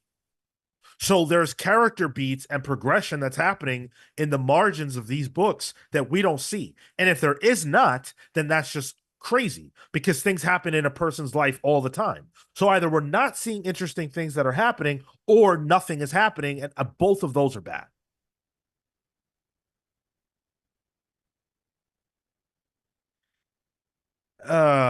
And Mm. it's weird. Like, it's so hard to judge this because I do believe that there's good stuff here. Like, I think the dialogue is strong, but like Kale said, it's morsels, and it's hard to really dig in, because it's like, I would really like to see the scene after, when Black Panther, Storm, and Killmonger discover that new Yeah. element. I would have really liked to see that, but it happens off panel. Or have gotten to know Killmonger and Storm even a little bit better. Like, Did why we do we trust them all of a sudden? do we know that they were even like that much of a couple? Like I know they were like flirtatious early on, right? Storm and Killmonger. Yeah. I think the idea was that they were together. Okay. That was the vibe I Yeah. got. Yeah. Yeah. But I had to have it explained to me in the chat what happened last issue because I forgot. And part of the forgetting is that the events in the book can't really be a direct follow up because a month of time has passed. So in a comic, if I read Amazing Spider-Man 54 next week, I will remember what happened in 53. But if I don't, it's going to pick up where that one left off, or there's going to be some kind of informational dump to let me know what I missed. And these books don't even necessarily do that, because that would be a waste of time, because they don't have time to waste, because every issue is 1 month of time. That's too. You can't even do. Oh my God, is this character gonna die at the end? Like, you can't even do that kind of last page cliffhanger, because you can't show the next scene. You can't show that next moment in the next issue. And there's like a version of this book in an alternate reality that exists, and it's probably crazy good if it could just tell its story. I don't think this I don't think the content here is the problem. Right. You know, we've said this a couple of times about these Ultimate books. I think Black Panther especially will read great collected. Yep. I'm with you. I like the dialogue between Ron and Khonshu. I think that they're interesting. I'm compelled by them. I feel like there's a lot of good here that's being weighed down by a concept that isn't working. Yeah. But this is what we're gonna get. So I guess it is what it is. Did you guys catch how, when Moon Knight and Black Panther are fighting, Black Panther kicks Moon Knight, and then Moon Knight lands, and then he says, "Very well." and then he just walks Like he away. just walks away. Yeah. Yeah. Honestly, kind of a boss Feels move. like it was specifically done because they can't do a cliffhanger of, oh shit, he's gonna kill Black Panther. Or they can't have an actual fight because the fight will have to continue because they're at the last page. Right. There's no more time to tell that story. That's crazy. Yeah. I don't know, man. I I think I'm out on the whole thing. I'll pick up Ultimates when it comes out, but I think, Pete and I are kind of talking about it in the chat. I think this whole Ultimate experience just isn't working for me. I think Ultimates is working for me, and Ultimate Spider-Man has potential to work for me. But I'm not too far off from where you are, Cal. Uh I'm not out. I can't be out. I think that there's good work being done here. I really like it's not like I had a bad time reading this or anything, but you get to those last pages and it's like, wow, really? Like he's just literally just gonna get up and walk away, and Black Panther, who is very aware of how dangerous this guy is, of how he's fucking Wakanda, how much of a threat he is to Africa, is just gonna let him Just gonna go. let him so that they can be at war. You're gonna let he says, all right, so we're gonna go to war then. And Black Panther's like, okay, I'll see you later. I'll see you later for the war. Bye. So theoretically, next issue should be in the middle of war, right? Like, if next issue and the war hasn't even started yet, that's just a problem. Or after the war. Sure. Even worse. Like we're skipping the good parts, remember? I don't get it. It's a pull for me. No, I can't. It's so tough. No, it's a pull, but I'm really struggling. I'm really struggling with this series. Not me, it's a pass. It's a pass for me too. Yeah. Fair enough. Fair enough. There's just not enough here. Cole says I'm still invested in all the Ultimate books, but I want more. I hear it. Triple Ho says it's the problem of writers these days writing for a 6-issue volume and not for the comic book medium, which is 24 pages a month. Which I would point out, this book was 20 pages. And in the middle of it was I don't know if you guys got this, but on the digital copy, it was a Deadpool ad. Oh, like the puff pastry ad? Yeah. Yeah. Which wildly took me out of it.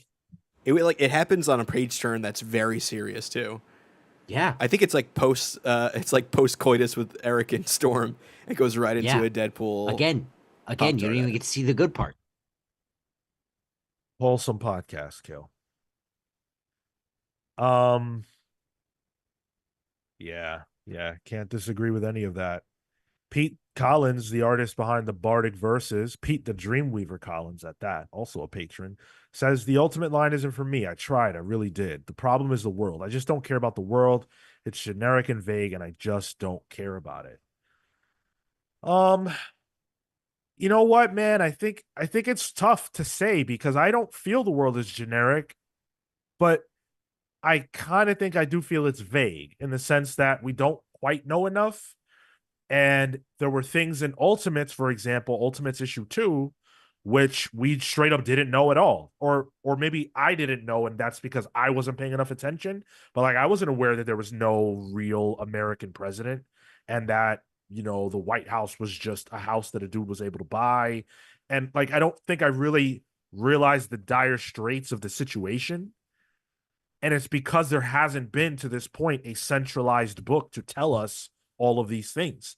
And I think Ultimate Invasion didn't do a good enough job of laying the groundwork for all of that.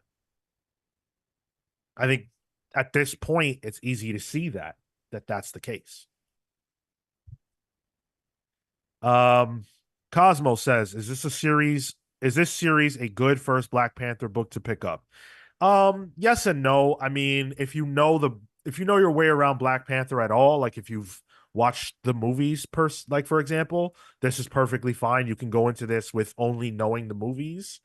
If you know nothing at all, I think A Nation Under Our Feet by Ta-Nehisi Coates and Brian Stelfreeze is probably a better start. That's a little bit more feet on the ground Black Panther stuff that really helps you orient yourself around the problems that the Black Panther faces. Uh, what else? What else? Pete Collins says, speaking of, just got back from Deadpool and Wolverine. So good. The hype is real. Hell yeah. Can't wait to go there. And Comics Are Dope says, yeah, I'm loving Black Panther, but that's probably because I read the last 2 issues at one time. It's not bad. It's not bad. It doesn't surprise me that you're loving it. I'm sure a lot of people are. All right.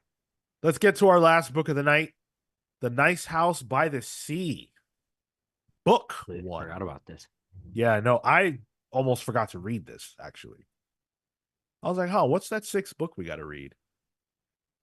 So this is written by James Tynion the fourth, with art by Alvaro Martinez Bueno, colors by Jordi Belair, and letters by And World Design. So if you haven't read The Nice House by the Lake, the essential concept is the same as the one for this. So that means 2 things. One, you don't need to have read that to read this. You can simply jump in on this. But 2, if you want to read this because of this, you can just buy it, and it will make perfect sense to you. In a way, it might even be easier to understand. Elected Nice House on the Lake is very, very good. It's a very good, clean read. I believe that. And so for those of you who are listening to us and are wanting to know whether you should buy this or not and have never read Nice House by the Lake, I will very quickly tell you that the concept of this Nice House universe, if you will, is that the Earth is being destroyed. It's a wrap for Earth. It's not going to be kept alive. It's done. And this alien species is allowed, these aliens are allowed and are forced to find a certain amount of humans who are the best of humanity or fit a criteria that these aliens decide is valid, and they're going to sequester them in like a pocket space that is going to survive this destruction, where they'll be perfectly happy and can have what they want, but they can never leave. And that's it. That's the concept. And so this first issue, like the first issue of Nice House on the Lake by the Lake, just is an introductory issue to the various characters and why, the broad strokes of why they were chosen. In this series, it's more they were chosen for the role they played in society before, their job, their occupation, their intelligence. Whereas the first series, it was who that guy liked the most from high school and college. Yeah. I think this issue did a much better job of what my critique was from the first book. Or that everyone, it was kind of hard to tell who everyone was in that first book. I think this one, choosing such specific people that are archetypes, almost stereotypes, as opposed to trying to cast realistic people, is much easier to understand. I feel like I already have a better grasp on who each individual person in this book is than I did for Nice House on the Lake. Yeah. I guess I would counter that with it's not that hard to make regular people look different, but that's not what happened. But I agree with you. I think this works as a selling point to the concept a lot better than anything in the first volume, I think. Especially once we get, the cliffhanger at the end where it's essentially a humanity draft in a way. Yeah. That added a layer to this whole universe that was like, oh shit, okay, there's something bigger than just interpersonal relationships that's going on. Sure, that exists within it, but there's a much bigger sci-fi story. This is why that's my pick of the week. I just like the way how it really just blew the proportions out for what this book and this series could be. And I thought the characters were really interesting. I thought the setting is more interesting too. It had like an actual map, so it centered me about where everyone was. I had a lot of fun with this. I think Tynan really took in the criticisms of the first volume and applied what he learned to this one, because I think this issue is stellar. And if it wasn't clear before that this is patterned off of Lost, for my Losties out there, this is very much the tail section of that plane and what happened with them. This is that level of revelation. Like, oh shit, word. And I love that about this. I think that this is a perfect pivot. I love the fact that these characters are not starting at one. It makes sense because the assumption is that we also have read the first volume. So these characters already know that they're on this island, and they've been sculpting their bodies, which is a part of the story, that a lot of them are in their 70s and 80s, but they've sculpted their bodies because they can do literally anything to make themselves look youthful and beautiful. And they're having their way with this environment from the word go, which leans into what makes this story interesting to read. I also liked how these characters knew the world was ending. There was almost a timer on it for them. They've been almost prepped for this. You can tell by the email thread, which, again, we were using the whole text message and email thing. I think it worked here, actually, as it's essentially a recruitment letter from Max, this other alien being. So that's a whole different dynamic than the first book, because it was a surprise to everyone. They had no idea what was going on. This whole crew of people, they've known for a while that this was coming. And that whole flashback scene where the main character, I said I could recognize the characters. I can't remember the name's not much. Oliver, yeah, where he's talking to the guy in the bar, pretty much knows that tomorrow is the end of the world. And that whole thing, and the weight of him having known that for forever, but also him kind of coming to terms with it, that the world was going to end, kind of gives him a real detached feel to him. And the other wrinkle is that he also knew some of the characters from the first series. It's just like, okay, I'm sold. This is really good. I like this a lot. Yeah. This was an excellent issue. I'm glad that they were able to get everybody back together. Tynan, Belair, Bueno, they're all here, and they all do what you expect them to do. Bueno's art is phenomenal. It's good to see him back in the mix.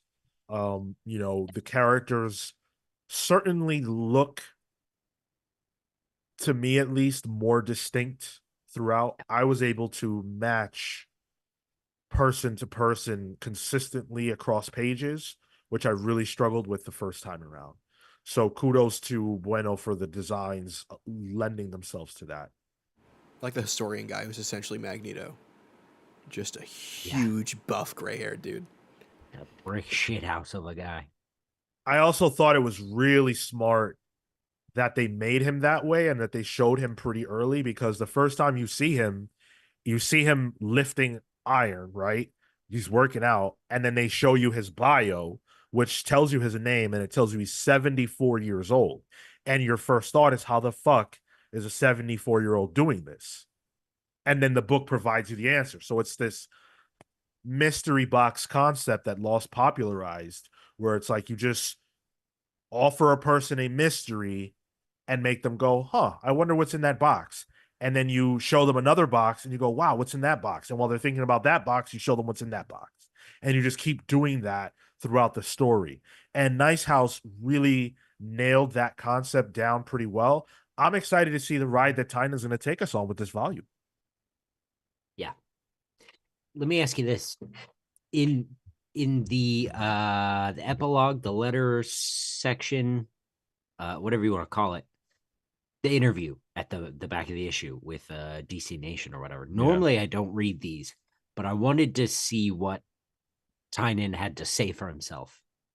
So I started with "How dare you?" But they ask him. Well, basically, Tynan says that uh, the first volume starts with like we said earlier, with Walter and his group of people whom he really loves and really cares about. They're all really close to him. In this one, Max, our alien friend, like we said, picks the best of the best in their career, in their field, whatever. And he said he wanted to start uh with the first one, and he wanted very specifically to start with that one and then uh do one that was successful. He wanted to break the rules and then show us the rules. Would that have worked better the other way around?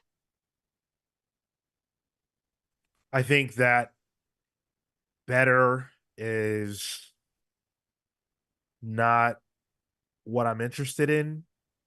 More, I'm interested in why he chose to do that. Like, I'm interested in the creation, like the creative decision making that led him to make that choice is interesting to me, because what you're saying is more typical. Yeah. But I think flipping that is also interesting. Like, oh shit, okay, cool. Yeah. So I'm just generally compelled by seeing the choice play out. Mm-hmm.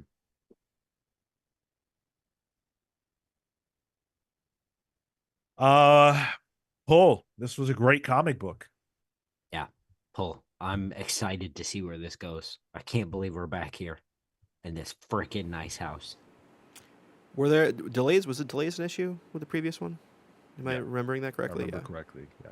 Yeah. So hopefully this doesn't have that. Maybe they've had more time to bank some stuff in between. It was But Tynan's Substack work and mm-hmm. everything else. Yeah. So, but yeah, easy pull for me. Pick of the week for me. Beautiful. Beautiful.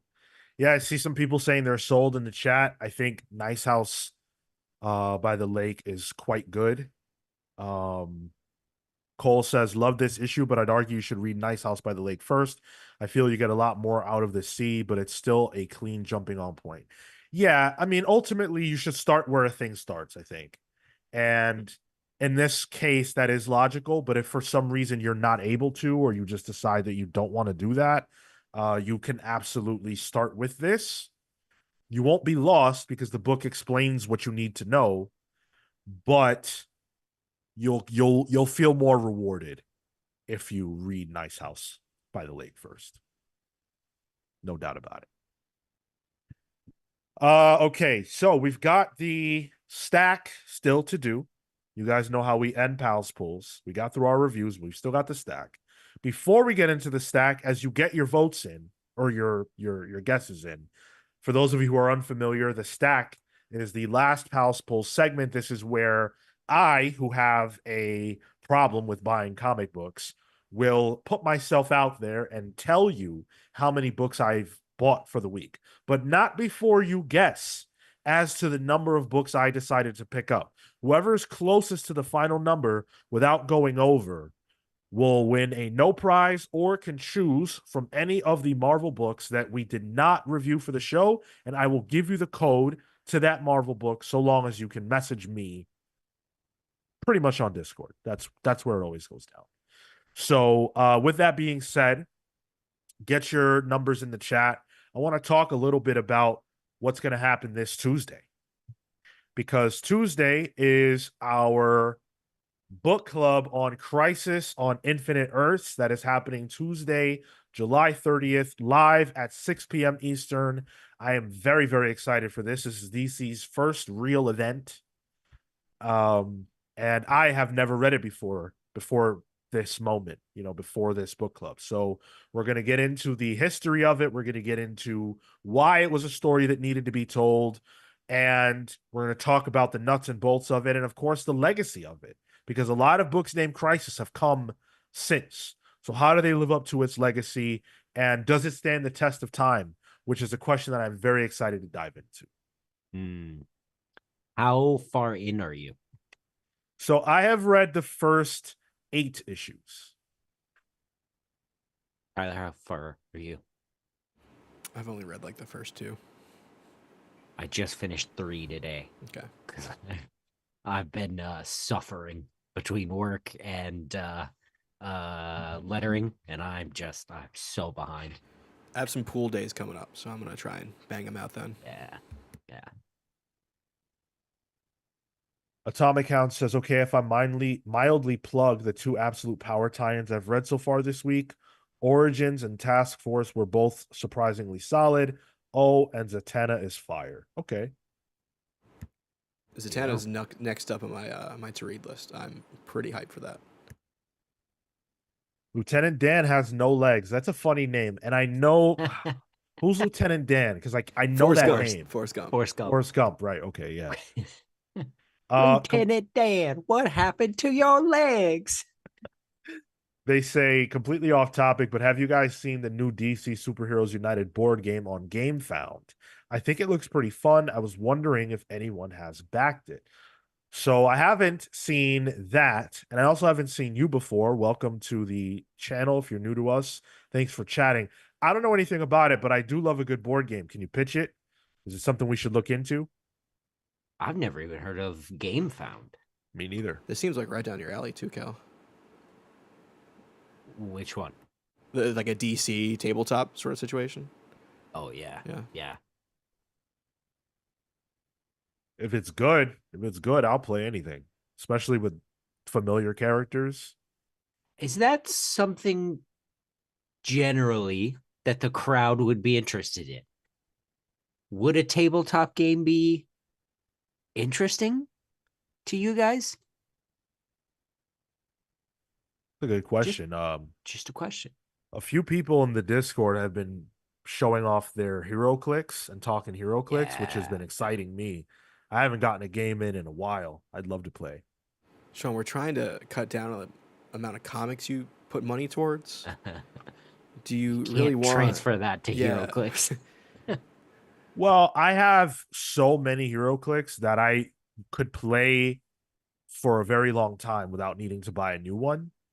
But if the audience wants to do a game night or something like that, if there was a collective that wanted to play, I would love to do that. That doesn't even need to be content. That could just be for fun.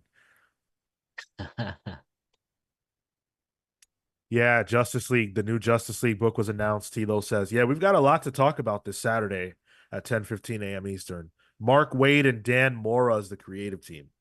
Yeah. That's huge. Right? I think we pretty much saw that coming. Yeah, I think that was pretty expected. Yeah. It was Williamson or Wade. Yeah. I love it. I hope the Unlimited name is a nod to the animated series. He indicated that, in terms of the way that the team is going to be constructed, where it's basically going to be like everybody. Yeah. So, yeah. Cool. Also, Watchtower is back, which is nice. CW Gordon, World's Finest is not ending. World's Finest is continuing on. Dan Mora stepping back. It's getting a different artist. They announced that last week. I can't remember the name of the artist, but it will be continuing on. All right, let's do the stack. We've already got a bunch of numbers in there. Love to see that. Kale, why don't you run us through them? You got it. CW Gordon says 15. We've got Cosmo on 14. Aaron Ruiz says 18. No hope for Sean this week. Promiscuous Time Traveler says 17. Hound says 18. Lieutenant Dan has no legs. Weirdly, has 11. 2 legs. Rami Darwish has 16. James Jones says 20 for Sean. This week was just too good. Samuel Summers says 21. Triple Ho says 9. I'm going to go with 9. Feels right. Damn, feels low to Feels me. light. Yeah. I'm gonna go. Oh wait, I'm gonna go 15.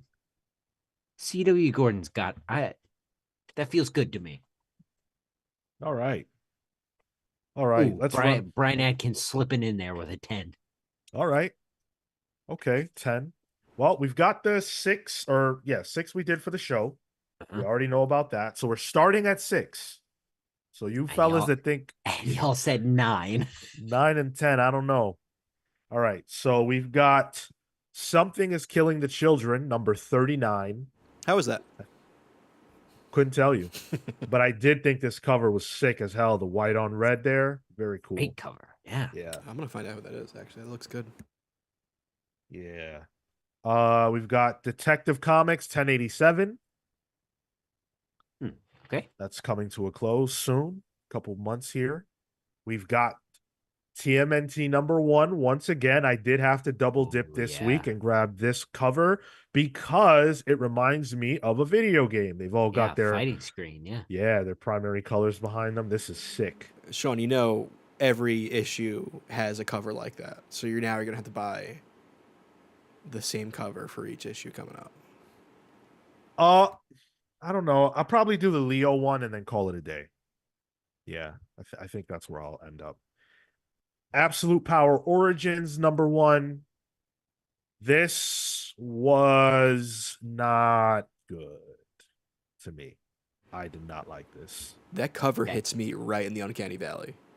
Yeah. Yeah, it's very weird. This book was trying to redefine the origin of Amanda Waller in a way that just feels weird. I don't know. I don't even know how Was it? much of sorry.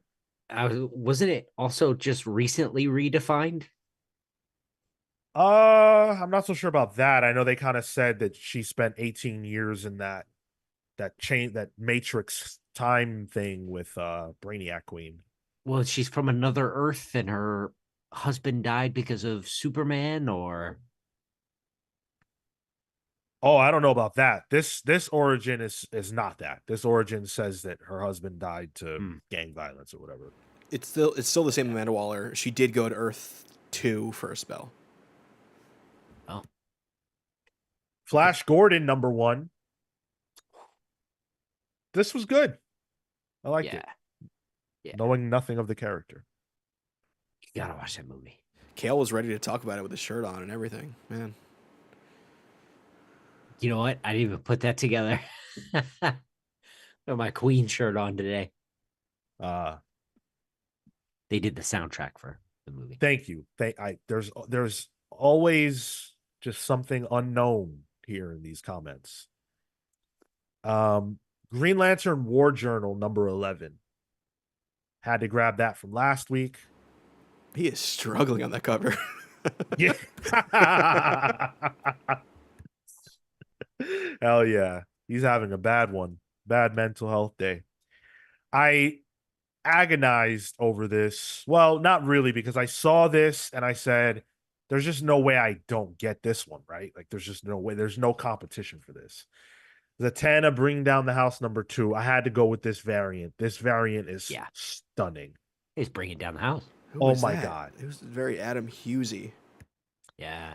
Yeah, this is a Jenny Frison, I Yep. believe. Yeah, that's definitely right. Yeah, and then there was an Art Germ one, which I thought about, but I was like, nah, I gotta go with my girl Jenny Frison. Can you believe McFarlane has not made his Zatanna yet? It's insane that's not. Yeah, been I made. absolutely can. He only likes Batman. Oh yeah, well, it's a woman too. The Sacrificers number 10. Oh, we're still going. Oh yeah. I don't know what you thought. We'll do 9. Void Rivals number 11. Captain America number 11. Ah, fuck. Did you not mean to get it? No. Oh my God. It's so annoying, man. I got Invincible Iron Man number 20, 30. but I got this bullshit cover. It's got Deadpool sitting on Iron Man on it. Ew. That's I the, grabbed it. I The didn't want to Deadpool get the kills the Marvel first Universe one that was one. there in the rack, so I kind of pulled from behind it without looking at what the cover was, and this is what I got. I want to see you go to a comic shop. I want to see how fast you're moving through this shop. You would think I was the Flash. It's just a blur. It's a Yeah, blue dude. blur. Yeah. I want to leave. I desperately want to leave. I Barely like want to being be there. there. I like being there, but I don't because people are annoying. The amount of people Yeah. that just stand around, like, what are you doing? You're not supposed to read them here. You're supposed to buy them here. And then you got guys that will take the whole stack, right? They'll take, Invincible Iron Man. They'll take the entire stack and thumb through them. Bitch, don't you know that we just went through a pandemic? Do you need to touch every copy of this comic to pick the one that you need? Motherfucker, they're all coming from boxes. They're all going to have this shit right here, okay? You're not going to find a perfect copy. Cut it out. People looking for the 10.0s instead of the 9.8s. Jesus. And then I got Monstrous 53. You're still going. God. Okay. Who was right with the That's huge it. ass number? That's all I I did. think that's 19. Can you double check that? I think it's 19. 4, 5, 6, 7, 8, 9, 10, 11, 12, 12 plus 6, 18. 18. Okay. 18. What do we 18. got? Anyone get that? Hound? No. Aaron. Aaron got it first and then Hound. Oh, okay. Aaron Ruiz, right? Yep. Awesome, Aaron Ruiz. So what does that mean? It means, first of all, you won. But what book can you claim if you so choose? Well, you've only got two options. You've got Invincible Iron Man and Captain America. So. Triple Ho says, I thought he was trying to reduce. That's the point. But this was a hot week. What do you want me to do? Can I just shame you for still picking up Captain America? Why? So that you don't pick it up? I'm trying to help you. Is that where we have to go? I think it's going to be good. It's JMS. It's gonna be good. Yeah, whenever I get around to it. Right, of course. As somebody who's read it. I'm sorry. Yeah, but you bring all of your biases into every book. As do everyone who consumes any form of art. Okay, let me rephrase. You bring all of your politics into every book before you ever pick it up. Landlords, AI. Oh, we weren't true. even talking about the book Okay, all that right. involved tracing this week, and you brought that up. Kale's cooking us. Pardon me for having stances. Okay, Cal. I'm not saying you can't have stances. I'm just saying maybe shut up. No. Coming from the guy who said cum gutters earlier in the show. Yo, you didn't have to repeat that. Wholesome. No, listen, it's Straczynski. I'm excited to hear what you think about it. I'm excited to finally read it. Jeez. Someday. Yeah. Brian Adkins says, was it a big week? Yes, it was. For my sensibilities, it was. Tyler, was it a big week for you? Yeah, I got Green Arrow this week. I got Zatanna still. What else do I have? Void Rivals coming up. Another Vengeance of the Moon Knight. I'm almost caught up with Moon Knight. So I'm almost up to Vengeance right now. It's really damn good. I think it was Dan Trudeau who was saying it's really good. He's right. It's a ton of fun. That's like the most fun I've had with like a street level comic in a long time. So yeah, pretty decent week as well. All right. Yeah, Atomic Hound says no Batman Dark Age #4. I dropped it, and I don't know why. I truly don't, because I was liking it, but I just was like, wait, what? Was that the all red one? Yeah. Oh, yeah. I went to the store and I was like, I don't think I bought the third one. And then I was like, well, why is that? And then I was like, well, because I didn't read the second one. So then I decided, you know what? That probably means I dropped it. And so I'm going to continue with that and drop it. Now, I'm going to tell you this. There are a lot of series that I have done that with where I just have a random gap because I was like, oh, yeah, I dropped that. And I actually didn't. Yeah. But because I'm not actively reading it, I don't know if I care about it or not. So then it gets dropped, and then I'm like, no, I definitely need to keep picking this up. What am I, crazy? And then I start buying it again. They happened to be Moon Knight. I was reading it and I'm like, I'm missing like 2 random issues through it because I wasn't reading it. I didn't know when it was coming out. Yeah, exactly. Exactly. I also dropped what else did I drop? Oh yeah, I dropped Creatures of the Black Lagoon Lives. I dropped it. Is that this week too? So, yeah. Yeah. Yeah, it was. All right. Well, here we go. Have to draw the line somewhere, guys. And since Marvel and DC won't draw the line at $2 or $3.99, I have to draw the line at 19 books a week. Yes. Oh man, It's I the got a thinnest problem. line ever. It's a dotted line. Hey, we have a lot of stuff coming your way. If you like this show, you have a lot to look forward to, because not only will we be live with you this Saturday at 10:15 a.m. Eastern for a big San Diego Comic-Con blowout. We're going to talk about all the news that came from DC's panel today, and then whatever happens to Marvel or tomorrow with Marvel and DC and everybody else, we're going to get into that all on Saturday. But then after that live stream, we are going to go live again, and we are going to talk Deadpool and Wolverine. We're going to go see the movie, and then we're going to talk all about it. So you can figure we'll be live for that. I want to say around 1:30. But look for us on youtube.com/thecomicspals, and also stay attached to our socials and everything else, so you know when we go live. But on top of all that, Tuesday, July 30th at 6 p.m. Eastern is our Crisis on Infinite Earths book club.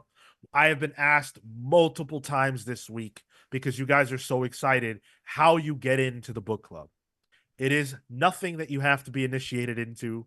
There is no jumping, no gang initiation. All you have to do is show up. All you have to do is show up July 30th at 6 p.m. Eastern and have read the book. Maybe you haven't read the book and you just want to hear our thoughts. Whatever's clever, Jack, as long as you show up and have a good time. If you want to go the extra mile, you can join our Discord server, which is also completely free. And you can take part in the conversation that is going on daily about the book. In fact, I participated in a, not random because it was planned by some of the other Discord members, but a conversation about Crisis randomly on Wednesday. We just jumped on impromptu. We jumped on voice chat and did that. Is that like the Earth 2 podcast? Like, yeah, it wasn't a podcast. We were just, it was a fun conversation. I really like you guys, and I like getting to talk with you guys. So we've got a lot coming down the pike. Stay tuned. Thank you to everybody who has been consistent with us these last few months. It's been amazing. And we will see you on Saturday for 2 podcasts. Count them.